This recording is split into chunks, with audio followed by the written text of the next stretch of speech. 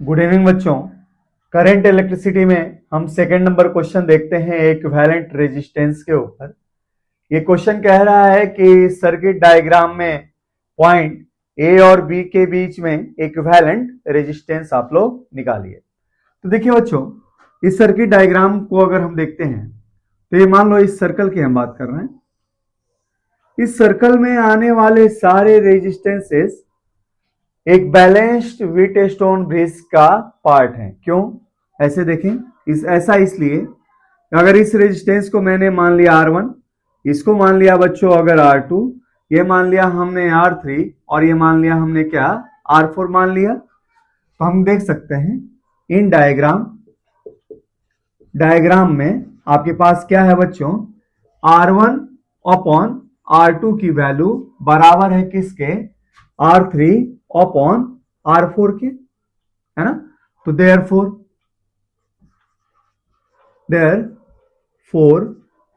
R1, R2, R3 and R4 form a balanced Wheatstone bridge. अच्छा, अगर ऐसा है तो देन ऐसी स्थिति में potential of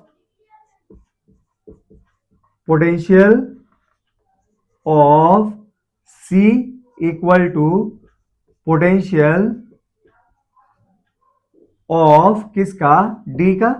that is C का पोटेंशियल और D का पोटेंशियल क्या है, सेम है। V for symbol for potential बच्चों।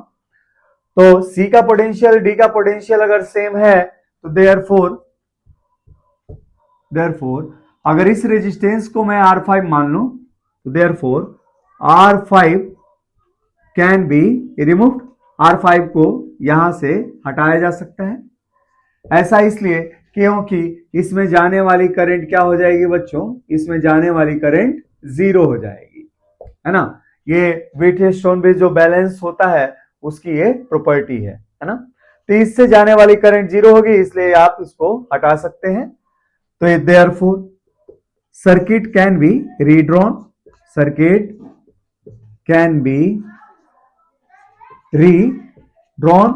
सर्किट को हम फिर से रीड्रॉ कर सकते हैं। कैसे देखें, एक ये रेजिस्टेंस है बच्चों, एक ये रेजिस्टेंस है बच्चों, एक क्या था, एक ये रेजिस्टेंस था और एक क्या था, एक ये रेजिस्टेंस था बच्चों, और नीचे क्या था, एक ये रेजिस्टेंस था।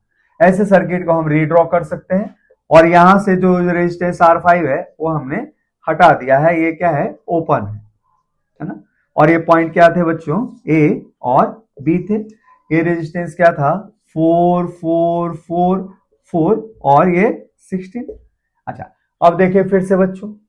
अच्छा, ये जो हमारा सर्कल है इसमें आने वाले रेजिस्टेंसेस कैसे जुड़े हैं, तो हम देखते हैं इस सर्कल में आने वाले जो टोटल रेजिस्टेंस है वो ऐसे जुड़े हैं बच्चों। 4 और 4 किसमें है, सीरीज में, और नीचे का 4 और 4 भी क्या है, सीरीज में।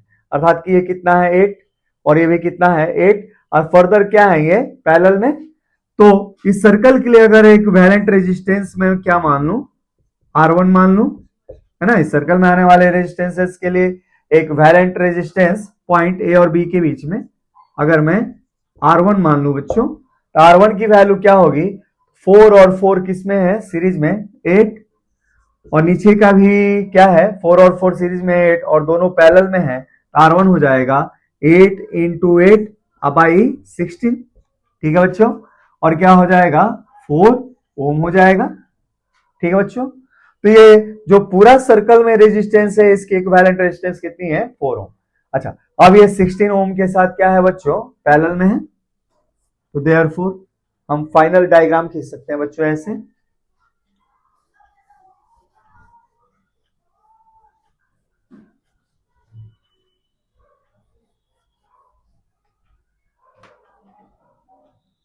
देयरफॉर फाइनल जो डायग्राम आ जाएगा सर्किट के लिए वुड बी, ये क्या होगा बच्चों, ये होगा ऐसे। ये भाई हो गया 4 ओम, है ना, पॉइंट A और B के बीच में। ये पॉइंट A था और ये क्या था, B था। ये है 4 ओम। और इसके साथ पैरेलल में है क्या बच्चों 16 ओम, देख रहे हैं आप। तो ऐसी स्थिति में देयरफॉर ए और बी के बीच में जो इक्विवेलेंट रेजिस्टेंस होगा, इक्विवेलेंट रेजिस्टेंस होगा वो फाइनल क्या होगा बच्चों, तो फाइनल जो इक्विवेलेंट रेजिस्टेंस होगा 4 ओम और 16 ओम का पैरेलल में कॉम्बिनेशन। और जब दो रेजिस्टेंसेस पैरेलल में होते हैं तो इक्विवेलेंट होता है R1 R2 अपन R1 प्लस R2। तो उस फॉर्मूले से हो जाएगा बच्चों क्या 4 इंटू 16 बाई 20, 4 5 तो 16 बटे में 5 ओम। तो it is your answer for the diagram, है ना। तो चलिए बच्चों और क्वेश्चन हम करते हैं इक्विवेलेंट रेजिस्टेंस के ऊपर।